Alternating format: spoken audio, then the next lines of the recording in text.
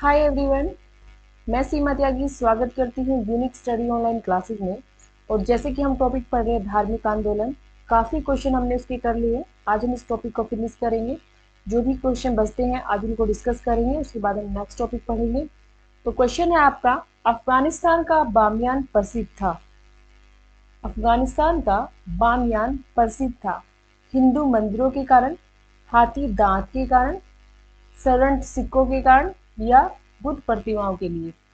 तो जो अफगानिस्तान में एक जगह है बामियान, वो आपकी बुद्ध प्रतिमाओं के लिए फेमस मानी जाती है।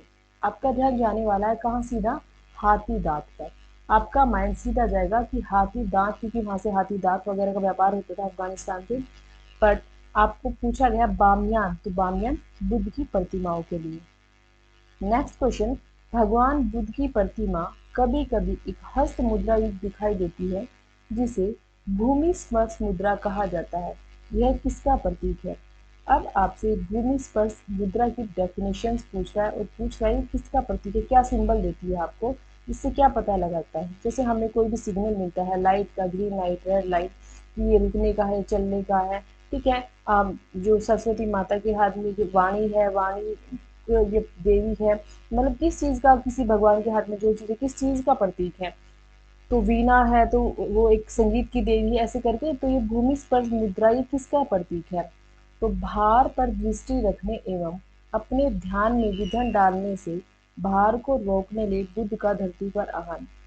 बुद्ध के प्रलोभनों के बावजूद अपनी शुचिता और शुद्धता का साक्षी होने के लिए बुद्ध का धरती पर आगमन। नेक्स्ट है, बुद्ध का अपने अनुयायियों को यह याद दिलाना कि हम धरती पर उत्पन्न हुए हैं, इसमें विलीन हो जाएंगे, इसलिए जीवन हमारा संक्रमणशील है। और इस संदर्भ में दोनों की कथन ए और बी सही है। तो इन चारों में से हमें बताना है कौन सा राइट है। तो राइट आंसर इसका बी है। बी का मतलब क्या है कि भार के जो प्रलोभन है, भार मतलब जो भी इतने ज्यादा आपके पास प्रलोभन है, इतनी चीजें आपको भटकाने के लिए, और इतने बुरे दुनिया में ही अपने ज्ञान को सीखना, अपने आप को केंद्रित करना, मतलब प्रलोभनों के बावजूद भी सूचिता और शुद्धता का साक्षी होना ही बुद्ध का धरती पर आह्वान माना जाता है। ठीक है, कि अपने आप को सेल्फ कंट्रोल करना, इंद्रियों पर कंट्रोल करना, ज्ञान प्राप्त करना, ये सब चीजें का ही जो प्रतीक दिखाया गया है बुद्ध को भूमि स्पर्श मुद्रा में। नेक्स्ट चलते हैं, निम्नलिखित चित्रों में से कहाँ मनुष्य के रूप में बुद्ध के प्रथम अंकन का मूर्ति साक्ष्य प्राप्त हुआ है? ये कह रहे हैं कि सबसे पहले मनुष्य के रूप में जो बुद्ध का मूर्ति साक्ष्य मिला है वो कहाँ से मिला है? ठीक है, मनुष्य के रूप में, मनुष्य के रूप में बुद्ध का प्रथम अंकन का मूर्ति साक्ष्य सांची से मिला है। सांची स्तूप जब कब सुनने में आया, सांची का स्तूप, सांची की जो स्तूप है उसमें इसके साथ महात्मा बुद्ध के साथ सारी पुत्र और इसका दूसरा शिष्य मोगद्यान, इनकी भी अस्थियां मिली है। सारी पुत्र और मोगद्यान की अस्थियां कहाँ से मिली है? सांची से मिली है। प्लस में और किसकी मूर्ति मिलती है? यहाँ पे बुद्ध की मूर्ति मिलती है। ठीक है, तो ये इंपॉर्टेंट क्वेश्चन है, कई बार एग्जाम में पूछे जाते हैं कि कौन से शिष्यों की अस्थियां, नोट मूर्ति, सॉरी अस्थियां, अस्थियां महात्मा बुद्ध के साथ मिली हैं। तो सारी पुत्र और मोगद्यान। बच्चे नॉर्मली किस पर ध्यान देंगे कि आनंद होगा, उपाली होगा, ऐसा नहीं है, ये दोनों ही है, ये इम्पोर्टेंट है। देश में निम्न में से किसने मूर्ति पूजा की नींव रखी थी? सबसे पहले जो मूर्ति पूजा स्टार्ट हुई है ना, वो बौद्ध धर्म के अंदर ही हुई है। भूमि स्पर्श मुद्रा की सारनाथ बुद्ध प्रतिमा संबंधित है, तो गुप्त काल से। अब भूमि स्पर्श मुद्रा तभी हम पढ़ के आए हैं, ये क्वेश्चन पूछ रहा है कि सारनाथ में बुद्ध प्रतिमा संबंधित है, किन से काल की है? तो ये गुप्त काल की है। ठीक है, नेक्स्ट है, बुद्ध की खड़ी प्रतिमा निम्न में से किस काल की है? खड़ी प्रतिमा मतलब कहीं पे मुद्रा स्पर्श वाली है, कहीं पर बैठी है, कहीं पर खड़ी है। तो ये खड़ी पूछ रहे हैं, तो खड़ी जो प्रतिमा है वो आपकी कुषाण काल की है। सहाजी डेरी के स्तूप में प्राप्त पुरांशज धातु मंजूषा में किसके साथ बुद्ध की आसनस्थ आकृति मिली है? ये कह रहे हैं कि कौन सी ऐसी जगह को, इसमें कौन से देवता हैं जिनकी बुद्ध के साथ आकृति मिली है? तो वो कौन थे? ब्रह्म और इंद्र। वैसे तो विष्णु के अवतार बताए जाते हैं, पर विष्णु का नाम याद रखना, विष्णु नहीं होने चाहिए, शिव भी नहीं है इनके साथ। कौन है? ब्रह्मा और इंद्र को भी सहाजी डेयरी के स्तूप में धातु मंजूषा में इनके भी आसन आकृतियां मिली है। ठीक है, बस ब्रह्मा और इंद्र प्लस बुद्ध की जो क्या मिली है, आसनस्थ आकृति, दिखाई हुई आकृति मिली है। कहाँ पे? साजी के डेयरी स्तूप में। निम्नलिखित में से किस स्थान की यात्रा बुद्ध ने नहीं की थी?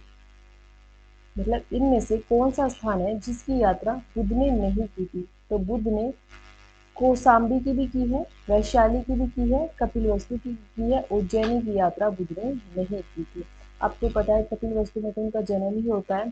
ठीक है, कौशाम्बी में एक बार गए थे अपने जो क्या बोलते हैं उसके ज्ञान प्राप्त के 9वें वर्ष बाद वो वहां पर गए थे। ज्ञान प्राप्त के 9वें वर्ष बाद में कौशाम्बी में गए थे। एक बार समझा देती हूँ थोड़ा सा आपको।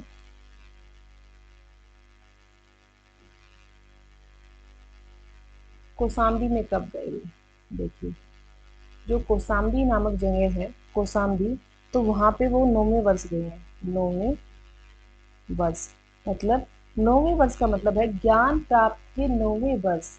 एक तो होते 8 वर्ष बाद, उसी को बोलते हैं 9वें वर्ष। 9वें वर्ष गए हैं, तो ऐसा ही बुकों में लिखा हुआ है। और उस वक्त वहां का जो शासक वो था उदयन। उद्यन, ठीक है, शासक कौन था? उदयन या उदयन लिखा होता है। इसने जो है महात्मा बुद्ध को घोषिता राम विहार गिफ्ट में किया था, मतलब दान में दिया था। घोषिता राम विहार, विहार क्या आता है? एक तरह से इनका रेस्ट हाउस, जहाँ पे ये ठहरते हैं, आराम करते हैं, और कहीं भी सफर कर रहे हो तो वहाँ पे जैसे धर्मशाला होती है, ऐसे ही विहार होता है बौद्ध धर्म में। उसके बाद यहाँ पे इसको इतना ही पढ़ना है हमें। नेक्स्ट जो हम पढ़ रहे हैं वैशाली, वैशाली में भी बस उज्जैन से संबंध नहीं है, वैशाली से भी संबंध है। वैशाली में ये अपने ज्ञान के 8वें वर्ष गए हैं, 8वें वर्ष। ठीक है, वहाँ पे कुटागर शाला विहार इनको मिला है। उसके बाद आनंद के कहने पर यहाँ पे सबसे पहले महिलाओं को संघ में शामिल किया गया है। तो महिलाओं को संघ में शामिल, ठीक है, किसको? महिलाओं को। और सबसे पहले कौन शामिल हुई थी? प्रजापति गौतमी। किसके कहने पर? आनंद के कहने पर ये संघ में शामिल किया गया था। तो पूछा जाए सबसे पहले संघ कहाँ बना था महिलाओं के लिए? तो वैशाली में बना था। कौन संघ में सदस्य बनी पहली? प्रजापति गौतमी। एक और वैश्या या गणिका, जिसको बोल सकते हैं वैश्या है या गणिका, वो भी यहाँ पे दीक्षित हो गई थी, वो भी इस गण में शामिल हो गई थी।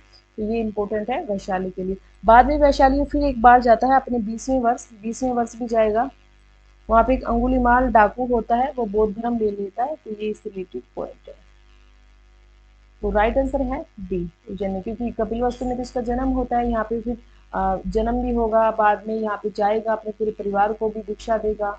वैशाली मैंने आपको पढ़ा दिया, कौशाम्बी मैंने आपको पढ़ा दिया। नेक्स्ट चलते हैं। निम्नलिखित में से किसे एशिया का ज्योतिपुंज कहा जाता है? Light of Asia. तो किसको कहा जाता है? गौतम बुद्ध को लाइट ऑफ एशिया या एशिया का ज्योतिपुंज कहा जाता है। गौतम बुद्ध के समय में प्रसिद्ध वैद्य जीवक किसके दरबार से संबंधित था? जो जीवक था वो एक वैद्य था। ठीक है, राजवेद बोल सकते हैं, वैद्य बोल सकते हैं, डॉक्टर है एक तरह से जीवक। तो ये पूछ रहे हैं कि जब गौतम बुद्ध भी थे उस वक्त, तो ये किसके दरबार से संबंधित है? तो बिंबिसार। तो बिंबिसार भी किसका समकालीन हुआ? गौतम बुद्ध का। बिंबिसार भी गौतम बुद्ध का समकालीन हुआ, क्योंकि बिंबिसार ने भी इसको वेणुवन विहार गिफ्ट में किया था जब ये राजगृह गया था। तो वेणुवन विहार है जो बिंबिसार ने इसको गिफ्ट किया था, या बोल सकते हैं दान दिया था, वेणुवन विहार। और वहीं पर इसके 4 सदस्य बने थे या 4 शिष्य बने थे गौतम बुद्ध के। कौन? सारिपुत्र, मोक्षज्ञान, अभय और उपाली। चारों शिष्य इसके राजगृह में ही बने थे। नेक्स्ट चलते हैं। निम्नलिखित समकालीन राजाओं में गौतम बुद्ध के समान आयु वाला कौन था? उद्यान तो हमने अभी पढ़ा है ना। ठीक है, अब बिंबिसार क्या था? इसका समकालीन था। चंड प्रगोत ये वाला। ठीक है, इसके बाद उज्जैन, उज्जैन क्या था? कौशाम्बी का शासक था। अब ये पूछ रहा है इससे मानिस की हम उम्र कौन था? तो प्रसेनजीत महात्मा बुद्ध के हम उम्र थे। नेक्स्ट चलते हैं। बुद्ध कौशाम्बी किसके राज्यकाल में आए? महात्मा बुद्ध जी कौशाम्बी में किसके राज्यकाल में आए थे? तो उद्यन के राज्यकाल में कौशाम्बी आए थे, जो कि अभी हमने पढ़ा है क्वेश्चन कि उद्यन के काल में ही आए थे। नेक्स्ट जाते हैं हम। किस उत्खनन में कपिलवस्तु के समीकरण का साक्ष्य प्रस्तुत किया गया है? सी, पीपर हवा। क्वेश्चन समझिए क्या क्वेश्चन पूछा गया है कि किस साइट का किस जगह का उत्खनन हुआ कि हमें कपिलवस्तु के बारे में सारी जानकारी मिली। तो पीपर हुआ नामक जगह का खुदाई की गई, तो ही हमें कपिलवस्तु के बारे में जो भी जानकारी मिली थी। बोध गया में बोधि वृक्ष किस वंश का है? वंश का मतलब जब उसने ज्ञान प्राप्त किया उस वंश की पीढ़ी का ही होगा। जब बोधि वृक्ष का नाम तभी तो पड़ा जब महात्मा बुद्ध ने यहाँ पे ज्ञान प्राप्त किया। तो महात्मा बुद्ध ने ज्ञान कौन सी शताब्दी में किया था? 5वीं शताब्दी में। ठीक है, 5वीं शताब्दी का मतलब होता है 400 की लाइन में चलने वाली लाइन को 5वीं शताब्दी कहते हैं। तो राइट आंसर इसका 5वीं है, पंचम है। परंपरा के अनुसार कश्यप मातंग ने यहाँ बौद्ध धर्म शुरू किया। मतलब अब ये पूछ रहे हैं कि परंपरा के अनुसार कश्यप मातंग ने कहाँ पर बौद्ध धर्म शुरू किया था। ठीक है, तो क्वेश्चन का आपको पता थोड़ा डिफरेंट, थोड़ा पूछने का तरीका ही ऐसा होता है। तो कश्यप मातंग ने बौद्ध धर्म कहाँ शुरू किया था? तो चीन में किया था। ठीक है, चीन में। निम्नलिखित पदों में से अभिप्राय है कि विभिन्न धर्म स्वावलंबी साधुओं के आश्रम में। अब ये पूछ रहे हैं कि आश्रमों में कौन कौन सी विशेषताएं होती है, कौन सी नहीं होती है। तो बता देते हैं हम कौन सी विशेषताएं होती है। विहार क्या होते हैं? विहार, एक मिनट, विहार होते हैं जहां पर बौद्ध धर्म वाले विश्राम करते हैं, ठहरते हैं, एक तरह से धर्मशाला ही होते हैं। ठीक है, मठ भी पता आपको, मठ होते हैं, बौद्ध मठ होते हैं जहाँ पे पूजा पाठ वगैरह। बसादी क्या कहता है? जैन मठों को बसादी कहा जाता है, बस्ती कहा जाता है। मंडप है, जो मंडप वो है साधुओं के आश्रमों से संबंध नहीं है, इसका संबंध मंदिर से है। मंडप का जो यूज है वो मंदिरों की शैली में हुआ था। ठीक है, नेक्स्ट हम चलते हैं। विश्व का सबसे ऊंचा कहा जाने वाला विश्व शांति स्तूप बिहार में कहाँ स्थित है? तो बिहार में राजगीर में स्थित है।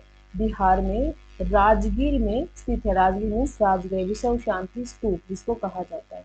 वह स्तूप स्थल जिसका संबंध भगवान बुद्ध के जीवन की घटना से नहीं है। भगवान जीवन बुद्ध की घटना का मतलब होता है जब वो जी रहा था, जहाँ उसका जन्म हुआ, जहाँ उन्हें उपदेश दिया, जहाँ उसने ज्ञान प्राप्त किया, जहाँ उसकी मृत्यु हुई, जहाँ वो गया, तो उससे संबंध नहीं रखता। तो वो है सांची। सांची है जो, वो भगवान बुद्ध के जन्म जीवन की घटना से संबंध नहीं रही रखते। हालांकि मरने के बाद उसका स्तूप, उसकी अस्थियां वहां पर थी, तो मरने के बाद का संबंध है, बुद्ध के जीवन की घटना का संबंध नहीं है। तो राइट आंसर है सांची, क्योंकि सारनाथ में भी उसने उपदेश दिया था, यहाँ पे उसने ज्ञान प्राप्त किया था, यहाँ पे मृत्यु प्राप्त हुई थी। बचा सांची, सांची। ठीक है, नेक्स्ट चलते हैं। गौतम बुद्ध की पूर्व जीवन कथाओं का सर्वप्रथम अंकन कहाँ की कला में किया गया है? बरहूत स्तूप में सबसे पहले उसके जीवन की पहले की जो कथाएं हैं वो दिखाई गई हैं। तो वो राइट आंसर आपका कौन सा जाने वाला है? भरूच स्तूप। उसके जीवन की कथाएं, जैसे हम कहते हैं ना जातक कथाएं, उसके जीवन पूर्व की कथाएं हैं जिसके अंदर स्तूप पूछा जाए तो बरहूत स्तूप में उनको कला के रूप में दिखाया गया है, एक पिक्चर्स के द्वारा। स्तूप से संबंधित सही है, स्तूप से संबंधित सही है महापरिनिर्वाण, क्योंकि धर्म चक्र तो किससे संबंधित है? उपदेश देने से। सांड किससे संबंधित है? यौवन जवानी से। महाविनिष्क्रमण किससे संबंधित है? ग्रह त्याग से। मृत्यु से क्या है? महापरिवार। और मृत्यु के बाद अस्थियां कहाँ पे थी? स्तूप पे। तो स्तूप से संबंधित क्या है? महापरिनिर्वाण। तो राइट आंसर जाएगा इसका ए। बौद्ध परंपरा के अनुसार किसका बाल भक्षक से बाल लक्षिका के रूप में परिवर्तन हुआ? मतलब कौन था जो पहले बाल भक्षक से बाल लक्षिका बना? तो वो हारी थी। हारी थी पहले बाल भक्षक, मतलब बालों का बच्चों का भक्षण करना, फिर बच्चों की रक्षा करना। तो ये बिल्कुल बौद्ध धर्म से ही चेंज हुआ था। नेक्स्ट है पॉइंट, कहाँ के स्तूप के उत्खनन में सारीपुत्र के अवशेष मिले हैं? तो अभी तो हमने पढ़ा है ना, सारीपुत्र के अवशेष कहाँ से मिले हैं? सांची से। दूसरा कौन था? मोगध्यान। तीसरा महात्मा बुद्ध। तीनों की अस्थियां एक जगह मिली है सांची में, तो वे है इसका राइट आंसर सांची। स्तूप एवं चैत्य निर्माण के निर्देशन से लेकर बुद्ध अवशेषों को लेकर विवाद का विवरण। स्तूप उसके मरने के बाद बहुत सारे विवाद हुए थे अस्थियों को लेकर, उनकी चीजों को लेकर, जैसे उनके कपड़े हैं या उनकी चीजें हैं या खाने के बर्तन हैं, सोने के जो भी था, कि भी ये हमारे वहां दफनाए जाएंगे, ये हमारे वहां दफनाए जाएंगे। उन सब चीजों को बहुत सारा विवाद हुआ था। उन्होंने कहा कि हम भी बौद्ध धर्म को मानते हैं, किसी ने कहा बुद्ध हमारे मित्र थे, हमारे यहाँ, किसने कहा हमारे जमाई थे, किसने कहा हमारे मतलब बेटे थे। तो ऐसे करके बहुत ज्यादा इशू हुआ था। तो उन लड़ाई झगड़ा, उन विवाद का विषय महापरिनिर्वाण सूत्र में लिखा हुआ मिला है। मिलिंद तो आपको पता ही है, मिलिंद नागसेन और मिलिंद की बुक है। मंजिल निकाय किससे रिलेटेड है? तो मंजिल निकाय का संबंध है, आप जब हम पढ़ते हैं ना सूत पिटक विनय पिटक अभिधम, उनके जो पार्ट है उसमें मंजिल निकाय है और ज्ञान का सूत्र। राइट आंसर जाएगा आपका महापरिनिर्वाण सूत्र। उसके बाद नेक्स्ट चलते हैं। इस क्वेश्चन में पूछा गया कि कौन सा राइट है और कौन सा रॉन्ग है। ठीक है, तो पहला क्वेश्चन पूछा गया कि जो बुद्ध का महापरिनिर्वाण है उससे रिलेटेड चीजें अजंता में की गुफा में दिखाई गई है और देवी संगीत और उसके नीचे दुखी अनुयायी भी दिखाए गए हैं, तो ये राइट है, ऐसा है।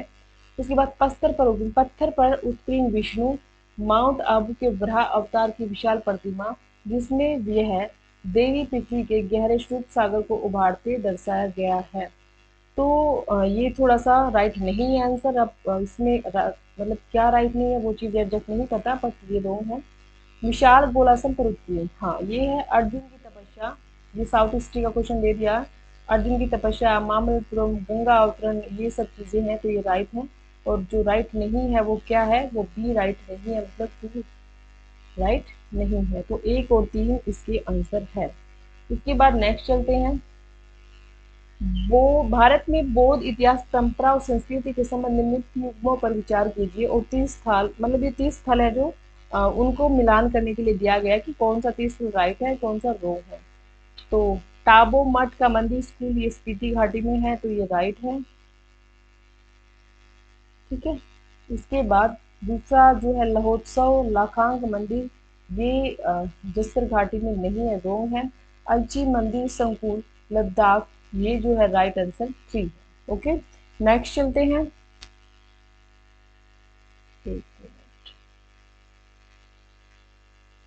नेक्स्ट चलते हैं। निम्नलिखित कथनों में से विचार कीजिए एवं चैत्य तथा विहार में क्या अंतर था। बहुत इजी है, बहुत इजी क्वेश्चन। चैत्य क्या होते हैं, विहार क्या होते हैं? चैत्य पूजा स्थल होते हैं और विहार जहाँ पे निवास स्थान किया जाता है। तो चारों ऑप्शन को पढ़ोगे जिसमें आपको ये देखने को मिले कि चैत्य में क्या होता था, पूजा होती थी, और विहार में क्या होता था, निवास स्थान होता था, तो वही राइट आंसर है। अब देखिए इसमें कह रहा है कि विहार पूजा स्थल थे, तो पहले ही राइट है क्योंकि वो तो पूजा स्थल थे ही नहीं, वो तो रेस्ट हाउस मतलब निवास करना ठहरने का स्थान था। चैत्य पूजा स्थल थे, ये राइट है। और निवास स्थल जो विहार है वो निवास स्थल है, हाँ बिल्कुल राइट है। दोनों में विशेषता में कोई अंतर नहीं है, अंतर क्यों नहीं भी अंतर है। विहार एवं चैत्य दोनों ही निवास स्थानों का प्रयोग होता था, बिल्कुल नहीं होता था। चैत्य पूजा स्थल थे और विहार ठहरने की जगह थी। इसका जो राइट आंसर जाएगा वो बी जाएगा। कुछ सेलेगिट बौद्ध गुफाएं को चैत्य कहा जाता है जबकि अन्य को विहार कहा जाता है, इसमें क्या अंतर है? तो सेम जो हम पहले पढ़ा उसी की स्टेटमेंट चेंज कर दी गई है कि चैत्य तो पूजा स्थल है और विहार बौद्ध भिक्षुओं का जो है निवास स्थान है, यही राइट आंसर है। ओके, नेक्स्ट चलते हैं। निम्नलिखित में से कौन सी बात बौद्ध धर्म तथा जैन धर्म के समान नहीं थी? निम्नलिखित में से कौन सी बात बौद्ध धर्म और जैन धर्म में समान नहीं थी? तो आत्मा का दमन करना, ये चीजें समान नहीं थी। अहिंसा भी मानते थे, दोनों दोनों धर्म वाले अहिंसा को मानते थे, अहिंसा दोनों में थी। वेदों के प्रति उदासीन थे, उदासीन मतलब वेदों आडम्बरों के खिलाफ थे दोनों।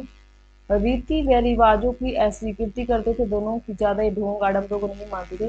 पर आत्मा का दमन करना, इसमें बहुत ही कठोर था जैन धर्म में और इसमें नहीं था। तो आत्मा के दमन करने की जो चीजों में इनके बीच फर्क या डिफरेंट था।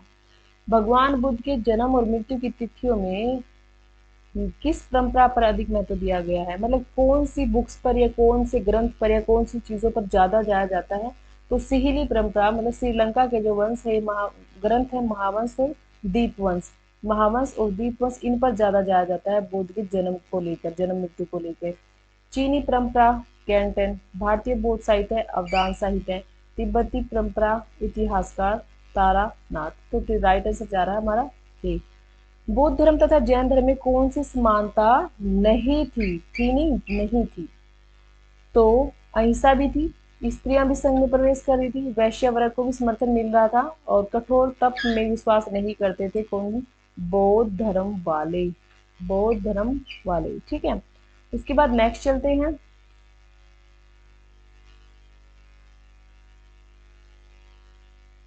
प्राचीन भारतीय इतिहास के संदर्भ में निम्नलिखित में से कौन सा बौद्ध धर्म और जैन धर्म दोनों के समान रूप से विद्यमान था? दोबारा पढ़िए। कह रहे कि प्राचीन भारत में कौन सा बौद्ध धर्म और जैन धर्म में कौन सी स्टेटमेंट है जो समान थी। तो अभी हम देखते हैं भी कौन सी स्टेटमेंट है। तप और भोग में अति का प्रहार, वेद वेद और प्रमाण के प्रति अनास्था, कर्मकांड व फलवता का निषेध, निम्न तुकों के आधार पर सही उत्तर चुनिए। देखिए क्वेश्चन को समझिए। तप और भोग दोनों में समान चीजें पूछ रहा है, दोनों में समान बातें कौन सी है। तप और भोग में अति प्रहार तो नहीं। तप और भोग, तप को जो ज्यादा मानते हैं कौन मानते हैं, ये वाले जैन धर्म वाले, पर तप को बौद्ध धर्म वाले नहीं मानते, तो ये राइट मतलब रॉन्ग है। वेद प्रमाण के प्रति अनास्था, वेदों के लिए अनास्था थी, बिल्कुल थी, वेदों में आस्था नहीं थी, अनास्था थी। कर्म कांडों की फलवता निषेध, कर्म कांडों की फलवता का निषेध निम्नलिखित तुकों के आधार पर, मतलब ये क्या कह रहे हैं कि कर्म कांडों से फल मिलते हैं ऐसा कुछ था क्या। कर्म कांडों से फल मिलते हैं ऐसा कुछ था नहीं, उसका निषेध किया गया था। तो निषेध ये भी वाला भी राइट है, तो राइट है 2 और 3। वेदों के लिए अनास्था थी, कर्म कांडों की से फल मिलता है, इसको भी हमने गलत बताया है, ये भी राइट है। पर तप के बारे में रोंग है, तो राइट आंसर जाएगा इसका 2 और 3, मतलब बी आंसर। बौद्ध तथा जैन दोनों ही धर्म विश्वास करते थे कि कर्म तथा पुनर्जन्म का सिद्धांत सही है। हाँ बिल्कुल विश्वास करते थे इसमें। मृत्यु के पश्चात ही मोक्ष संभव है, ऐसा बौद्ध धर्म वाले नहीं कहते थे। ठीक है, मृत्यु स्त्री तथा पुरुष दोनों ही मोक्ष प्राप्त कर सकते हैं। जैन धर्म और बौद्ध धर्म विश्वास करते थे कि स्त्री तथा पुरुष दोनों ही मोक्ष प्राप्त कर सकते हैं। जीवन का माध्यम मार्ग सर्वश्रेष्ठ है, ये भी नहीं मिलता, ये भी दोनों की स्टेटमेंट नहीं है, एक ही स्टेटमेंट है। तो कर्म पर और पुनर्जन्म पर दोनों बल देते, मतलब ये तीनों किसी में थी तो किसी में नहीं थी, तीनों दोनों में नहीं थी, बट ये दोनों मानते थे। ठीक है, यहाँ पे आते आते क्वेश्चन का लेवल काफी टफ हो रहा है, तो थोड़ा समझने की कोशिश कीजिए। उत्तर प्रदेश में बौद्ध तथा जैनी दोनों ही प्रसिद्ध स्थल है। ये कह रहे कि यूपी में ऐसी कौन सी जगह है जो जैन धर्म से भी संबंध रखती है और बौद्ध धर्म से भी संबंध रखती है। तो कौशाम्बी ऐसी जगह है जो जैन धर्म से भी संबंधित रखती है और बौद्ध धर्म से भी संबंध रखता है। तो कौशाम्बी जो हम पढ़ते हैं, अभी हमने पढ़ा ना कौशाम्बी में क्या हुआ था, महात्मा बुद्ध जी गए थे, पूरा वो हमने डिटेल में पढ़ा, उज्जैन था वहां का शासक। और जैन धर्म में क्या होता है, जैन धर्म को 11 संघों में बांटा गया था, 11 संघ में। तो उन 11 संघ में जैसे अंग हो गया, कौशाम्बी हो गया, तो उन 11 संघ में एक कौशाम्बी भी था। भारत में पहले जिस मानव प्रतिमाओं को पूजा गया था वह थी किसकी प्रतिमा, बुद्ध की। बुद्ध की ही प्रतिमा सबसे पहले पूजी गई है। बुद्ध की शिक्षाएं किसमें मिलती है, त्रिपिटक में। बुद्ध की शिक्षाएं त्रिपिटक के अंदर मिलती है। उसके बाद अशोक के अभिलेखों में नहीं, दिव्यवदान में नहीं, महावदान में नहीं है। बौद्ध साहित्य में कितने पिटक हैं, बौद्ध साहित्य में कितने पिटक हैं, तो बार बार हम पढ़ चुके हैं, बौद्ध साहित्य में 3 पिटक है, सूत पिटक, विनय पिटक और अभिधम पिटक। नेक्स्ट है, त्रिपिटक क्या है, गांधी के 3 बंदर, जी नहीं। ब्रह्मा विष्णु महेश, बिल्कुल भी नहीं। महावीर के 3 नगीने, नहीं जी। बुद्ध के उपदेशों का संग्रह है क्या, त्रिपिटक। किसका, बुद्ध के उपदेशों का संग्रह। बुद्धकालीन अभिलेख किस भाषा में लिखे गए हैं, बी पाली भाषा में। बाद में संस्कृत भाषा में लिखे जाने लगे थे, पर पहले तो पाली भाषा में ही लिखे थे बुद्धकालीन अभिलेख। बौद्ध साहित्य निम्न शीर्षक से जाना जाता है। बौद्ध साहित्य अंग से नहीं जाना था क्योंकि जैन धर्म से संबंधित है। स्मृति भी वैदिक काल से संबंधित है, वैदिक काल से संबंधित है। त्रिपिटक बौद्ध साहित्य से संबंधित माने जाते हैं।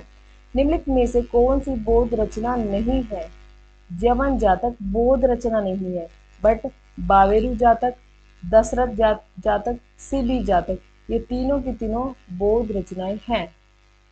इसके बाद नेक्स्ट चलते हैं। निम्नलिखित में से किस बौद्ध ग्रंथ में संघ जीवन के नियम प्राप्त है। देखो नियम जहां राउंड आ जाती है ना, तो बिल्कुल भी मतलब कंफ्यूज होने की जरूरत नहीं। जहां पे बुद्ध के नियम पूछे गए ना, नियम, तो नियम तो भी विनय पिटक के अंदर ही है। विनम, नियम, विनम, ऐसे राइट आंसर है इसका। ठीक है, और ये दीर्घ निकाय किसका पार्ट है, ये आपके सुत पिटक का पार्ट है। ठीक है, नेक्स्ट चलते हैं। निम्न में से किस बौद्ध साहित्य में महात्मा बुद्ध के नैतिक सिद्धांत के संबंध के बारे में बताया गया है? तो नैतिक सिद्धांत सूत पिटक में बताया गया है। अब विनय पिटक में क्या बताया गया? अभी विनय पिटक के अंदर नियम वगैरह बताए गए हैं। अभिधम पिटक में दार्शनिक चीजें ज्यादा बताई गई हैं। निम्नलिखित, इसमें विनय पिटक में नियम बताए गए हैं, नैतिक सिद्धांत पूछा जाए तो सूत पिटक में, या महात्मा बुद्ध की शिक्षाएं भी पूछी जाए तो भी सूत पिटक में है। निम्नलिखित बौद्ध ग्रंथों में से किसमें अनेक प्राचीन लिपियों की सूची प्राप्त होती है? ललित विस्तार जो भी ग्रंथ है उसमें प्राचीन लिपियों की सूची प्राप्त हो रही है। प्राचीन लिपियों की सूची प्राप्त हो रही है। निकाय किससे संबंधित है? तो दीर्घ निकाय, संयुक्त निकाय, अंगुत्तर निकाय, मंजिम निकाय, ये सब बौद्ध धर्म से संबंधित है। नेक्स्ट चलते हैं। संसार अस्थिर और क्षणिक है, ये किससे से मतलब ऐसा किसने कहा था? संसार अस्थिर मतलब स्थिर नहीं है, कुछ ना कुछ होता रहता है इसमें, अप डाउन।